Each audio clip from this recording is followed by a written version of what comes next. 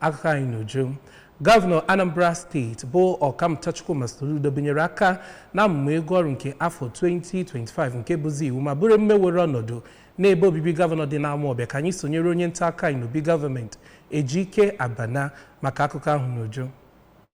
Ị ga-echeta na amụma mmefu ahụ bụ nke ego ya ruru ijeri narị naira 66 n'ọnwa maka afọ 2025, ebe ego mmefu ndị bịaghachiri azụ bụ ihe ruru otu ijeri narị naira n'ọnwa, ma nke banyere abanye bụ ijeri narị naira 4 n'ọnwa. Ya bụ amụma mmefu nke banyere bụ nke pasentị ya ruru 77, ebe nke na-abịachighe bụ pasentị 23.